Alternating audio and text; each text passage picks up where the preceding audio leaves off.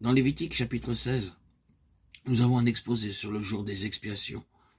En ce jour, le souverain sacrificateur entrait dans le lieu très saint, offrant le sang du sacrifice, d'abord pour lui-même et sa maison, puis pour toute la nation. Généralement, le souverain sacrificateur portait ses vêtements de gloire et de beauté.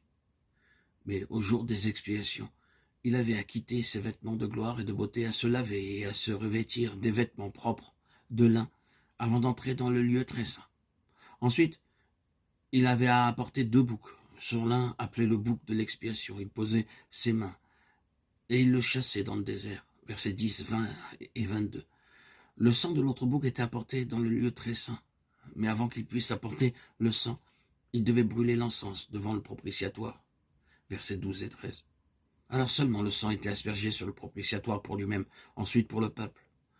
Tout ceci était un type ou une ombre du sacrifice du Seigneur Jésus-Christ lui-même.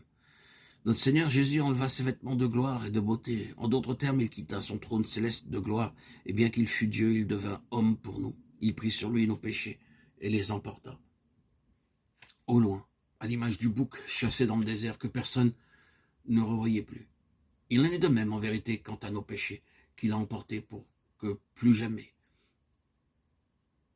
il n'y en ait le souvenir. Enfin, ce n'est qu'après qu'il eut porté son propre sang à l'intérieur du lieu très saint que Dieu fut pleinement satisfait. Hébreux 9, 11, 12. Lorsque Dieu pardonne, il pardonne complètement. Il ne s'agit pas de savoir si vos péchés sont horribles. Vous devez vous repentir sincèrement et croire de tout votre cœur que le Seigneur Jésus-Christ est mort à votre place. Alors vous n'aurez plus le souvenir de vos péchés. Dieu est parfaitement satisfait par le précieux sang de son bien-aimé Fils. Ne laissez pas le diable vous terrifier avec la crainte que vos péchés ne sont pas pleinement pardonnés.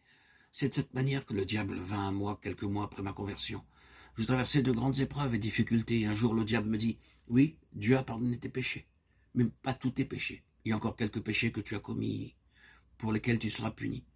Dieu te punit encore. » Et je croyais le diable. Je dis « Oui, c'est vrai, Dieu doit me punir. Je l'ai peiné aussi, il doit me punir. » Mais l'Écriture m'enseigne que si je me répands de mes péchés et crois au Seigneur Jésus-Christ, en croyant dans mon cœur qu'il est mort à ma place et qu'il est ressuscité pour moi, alors mes péchés sont jetés derrière le dos de Dieu.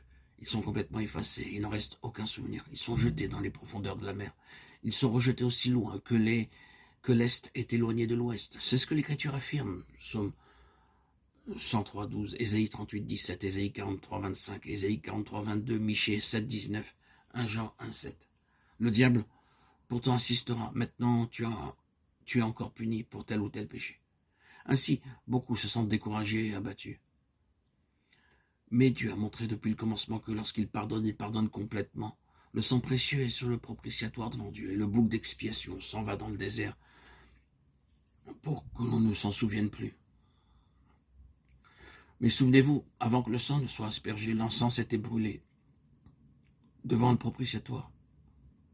Ceci nous ramène à nouveau à la prière des saints de Dieu.